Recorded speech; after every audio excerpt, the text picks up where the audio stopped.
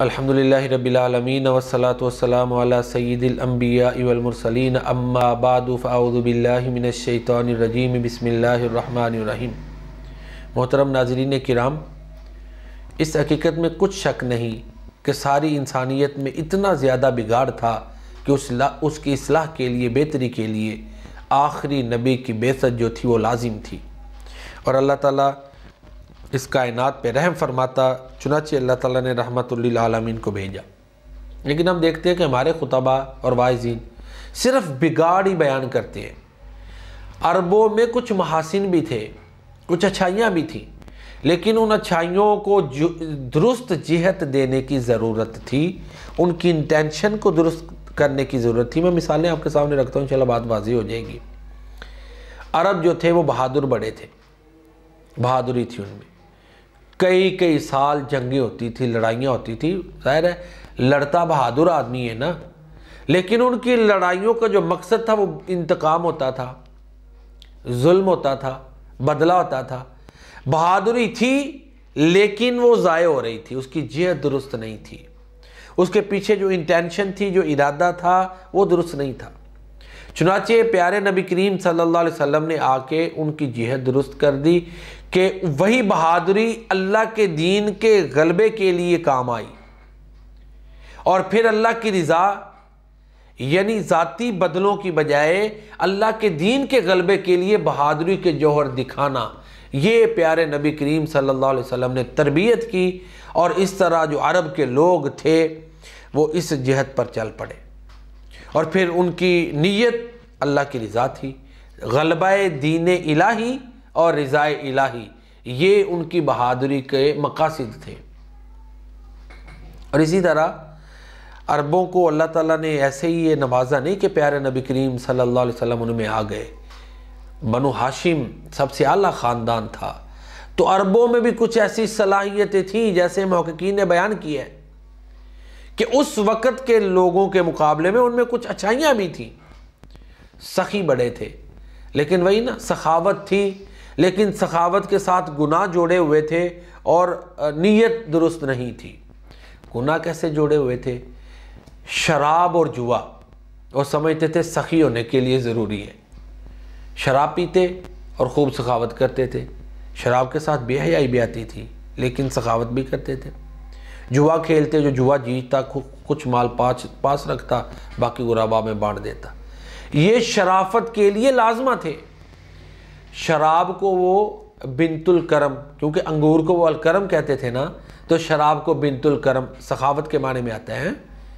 تو اس طرح عربوں میں سخاوت تھی، بہادری بھی تھی، لیکن سخاوت کے ساتھ ساتھ یہ دو خرابیاں تھیں۔ ایک تو یہ تھی کہ اپنی میں کے لیے، وہ اپنی ایگو کے لیے کرتے تھے، اور دوسری خامی یہ تھی کہ انہوں نے کئی گناہ جوڑے ہوئے تھے۔ پیارے نبی کریم صلی اللہ علیہ وسلم نے جب ان کی تربیت کی تو سخاوت اللہ کی رضا کے لیے ہو گئی، اور گناہوں سے اس کو پاک کر دیا گیا، یعنی ان کی جو یہ خوبیاں تھیں ان کو جلا ملا پیارے نبی کریم صلی اللہ علیہ وسلم کی تعلیمات کی بدولت۔ اور جس طرح میں نے پہلے بھی عرض کیا کہ کچھ لوگ تھے جو حنفاء تھے، جو واقعی دین توحید پر کاربند تھے، لیکن ان کی بات چلتی نہیں تھی، تو ان کی سپورٹ کے لیے بھی پیارے نبی کریم صلی اللہ علیہ وسلم کی بعثت جو ہے اللہ تعالیٰ نے فرمائی۔ اسی طرح عربوں میں ایک اور چیز جو ہے عفائے عہد، وعدے کی پاسداری، یہ ان میں موجود تھی، اور اس کے لیے وہ بڑی بڑی قربانیاں دے دیتے تھے، دیتوں کے بوجھ اٹھاتے تھے، اپنے خاندانوں کو قربان کر دیتے تھے، بڑے جو ہے نا وہ مصائب کا سامنا کر لیتے تھے، لیکن وعدے کی پاسداری کرتے تھے۔ اور ایک مشرکین مکہ میں یہ بھی تھی کہ وہ صاف گو تھے، اپنی بات جو ہے نا وہ کھلم کھلا، منافقت والا رویہ یہودیوں میں آیا مدینہ منورہ میں، مشرکین مکہ میں یہ چیز نہیں تھی۔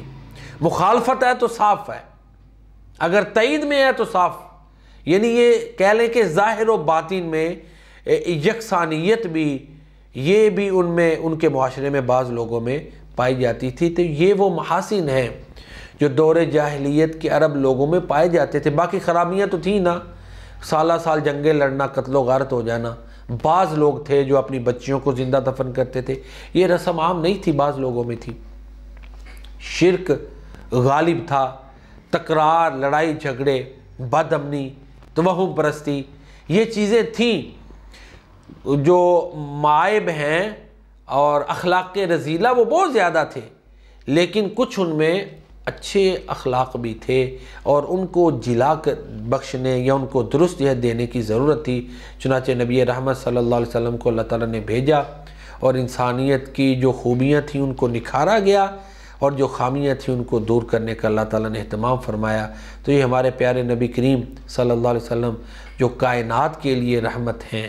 اور اگر پھر میں اکثر عرض کرتا ہوں کہ اگر ہم یہ چاہتے ہیں کہ ہماری دنیا بہتر ہو، پریشانیاں دور ہوں، تو پھر یہی ہے، اقبال نے جو کہا تھا، قوم مذہب سے ہے، مذہب جو نہیں تم بھی نہیں، جذبے باہم جو نہیں محفل انجم بھی نہیں، بتانے رنگ و خون کو توڑ کر ملت میں گم ہو جا، نہ ترانی رہے باقی، نہ ایرانی نہ افغانی۔